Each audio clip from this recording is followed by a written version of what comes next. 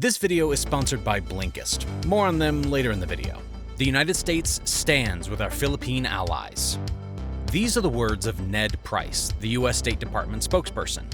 He further went on to say that China's recent activity in the South China Sea, one of the world's most contested regions, was reckless. His exact words were, "Dangerous operational behavior directly threatens regional peace and stability, infringes upon freedom of navigation in the South China Sea as guaranteed under international law, and undermines the rules-based international order." The bottom line is, the United States is ready to throw its full military weight into the South China Sea disputes. What spurred this action, you may ask? This. China hit a Filipino Coast Guard vessel. Military-grade laser was aimed at a Philippine Coast Guard ship. Caused temporary blindness. The body of water that Philippines refers to as the West Philippine Sea. The larger claim by Beijing. In the disputed South China Sea. Yes, China is antagonizing yet another nation because of the South China Sea. In this video, we'll explore China and the Philippines' relationship, and how this is proving to be an area of tension that might be the friction point that leads to an undesired and unwanted, globe-wrecking, catastrophic war. No, I'm not exaggerating. These conflicts might spiral into something horrific.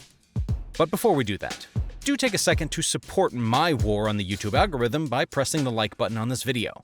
Your support in every single video I post is crucial, and I can never thank you enough. Okay, back to the basics.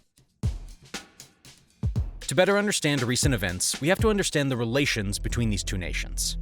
China and the Philippines haven't exactly had the smoothest or nicest relationship so far as international relations are concerned. By virtue of them laying particular claims in the South China Sea, they have come at loggerheads several times.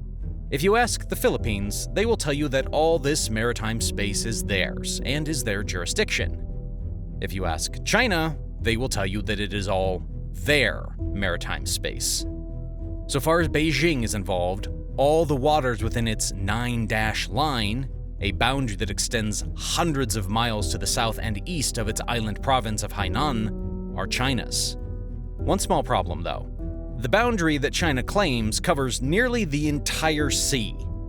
You can see how these nations were destined to clash. The Philippines is not alone in this dispute with China. Malaysia, Brunei, and Vietnam all have ongoing conflicts with China as well, revolving around the very same concept. So far as they are involved, China is the big bully, exerting its influence and power on their sovereign waters. What makes the Philippines different is that the nation actually took some drastic measures over their claim. If you know only one thing about the Philippines, it's that they never take anything lying down. Tired of unsuccessful diplomatic talks with Beijing, Manila took its fight to the Hague-based Permanent Court of Arbitration in 2013, seeking a definitive ruling. Yeah, the Philippines took China to court. China, however, they refused to participate in the case, claiming that it was not in their interest to do so since the verdict was clear. This did not stop The Hague from reaching a verdict, though, and they did rule in the Philippines' favor, an action that must have stopped all of China's intrusions into Philippines territory. Unfortunately, or rather predictably, China has chosen to ignore that ruling, and has only further escalated the tensions in the region by becoming more aggressive and bold. It really feels like a "what are you gonna do about it" type of aggression, considering both China's economic and military might. The fact that China is a heavyweight has essentially allowed them to ignore The Hague's ruling and do things like this. Is China provoking a war in the Indo-Pacific? The Philippine Coast Guard has reported seeing dozens of militia vehicles swarming and threatening presence of more than 200 Chinese vessels. They were told to leave by the Chinese. 42 vessels in the vicinity of the Tutu Island made a dangerous maneuver extremely close within Manila's 200-mile exclusive economic zone. This is where the recent attack against the Philippines vessel also comes into play. Before that, let me help you. Are you tired of struggling to keep up with your research, whether it's for work or even just for fun? Well, I've got the solution for you. Blinkist has been a game changer for me with my research during recent videos. With Blinkist, I can easily digest and understand the most important information from over 5,500 nonfiction books and podcasts in just 15 minutes, covering categories like economics, politics, history, and many more. Using Blinkist, I learned the key ideas from books about China's growth, the CCP's grand ambitions, and even gained insight into Xi Jinping's thinking. But that's not all. Blinkist has recently launched Blinkist Connect, a new feature that allows premium plan holders to share their accounts with two different people at no extra cost. And if you're like me, always striving to become more knowledgeable and productive, then Blinkist is the perfect solution for you. You can read multiple books in a short period of time, empowering your knowledge. So click the link in the description to sign up for Blinkist Premium and get 25% off. Plus, enjoy 2 memberships for the price of 1. And don't forget, you can start your 7-day free trial by clicking the link below. Thank you, Blinkist, for sponsoring this video and helping me transform the way I research and learn. Despite high-level delegates from both nations having talks and agreements this year regarding peace in the South China Sea, China seems to have thrown all of their agreements out the window. Last month, one of their resupply missions, to supply the troops at the Ayungin Shoal, the Philippines Coast Guard was met with what could be called Chinese resistance on their way there. According to the Philippine Coast Guard, the boat that was carrying the supplies was targeted with a military-grade laser that temporarily blinded the crew. Yes, the Philippines Coast Guard was targeted by a Chinese laser in a bid to deter them from their destination. They even complained that Chinese ships made dangerous maneuvers against them. This is all clearly hostile action. Let me add further context to this resupply journey.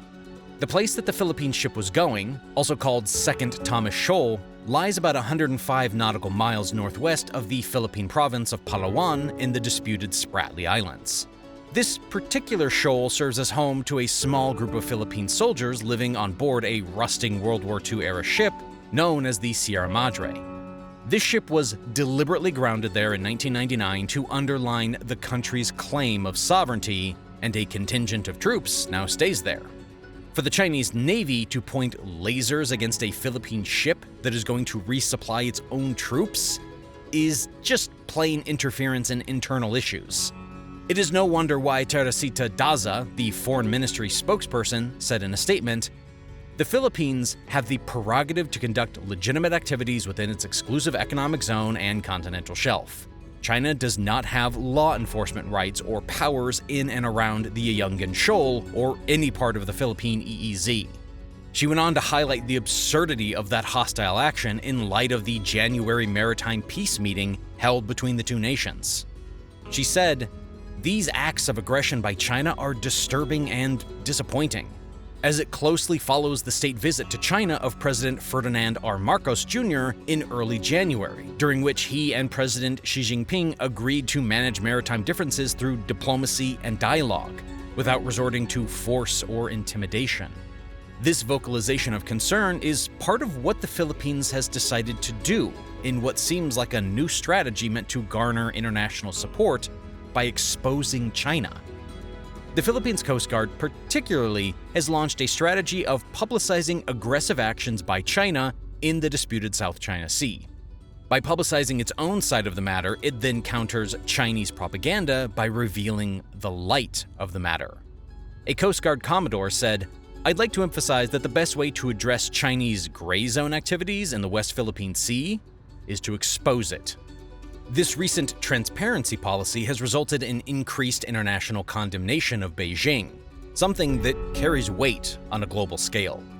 When the Philippines Coast Guard protested and released a video of the laser incident, it raised heavy red flags and sparked alarm in the Philippines, the United States, and several other countries.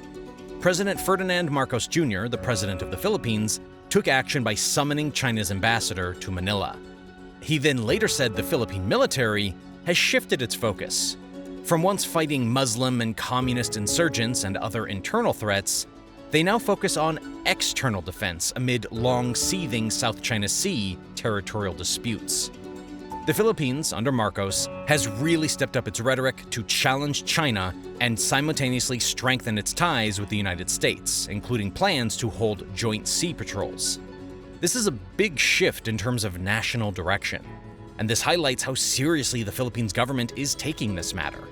With the US at their side, they become a much larger and more menacing threat. So, like any matter, there are two sides to be heard. Beijing was forced to release a statement in light of the public outcry, which they did. When asked to explain their position, Chinese officials said that the Philippines patrol vessel trespassed into Chinese territory. This means that they still adamantly view this area as being theirs. They went on to say that the Chinese Coast Guard acted professionally and with restraint, and used a harmless laser to track the Philippines' boat movement. This is in opposition to what Manila said and released, and this is exactly the position that the Philippines wants to be in.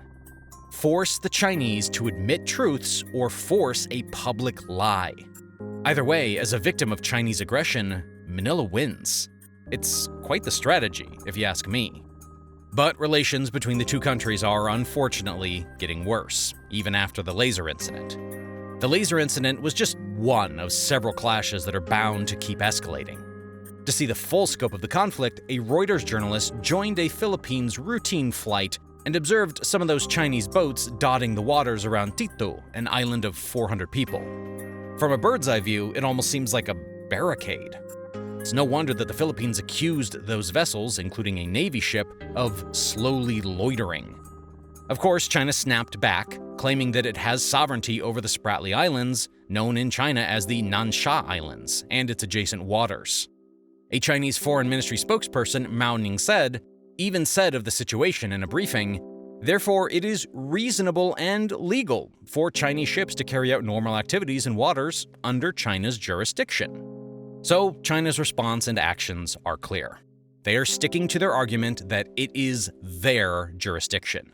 What they are saying is that the South China Sea is theirs, regardless of what The Hague or anyone else has to say. With the US openly backing the Philippines and planning joint military exercises, what is apparent is that hostilities will continue to rise, and eventually, a boiling point will be reached. It has long been thought that the South China Sea will be the point of ignition for a Third World War. And seeing these kinds of events unravel, you realize how true that is. One spark can set into motion an irreversible course of action. With the US pledging an alliance with the Philippines, any war that drags the US in will drag in its allies as well. What we're seeing is a live grenade.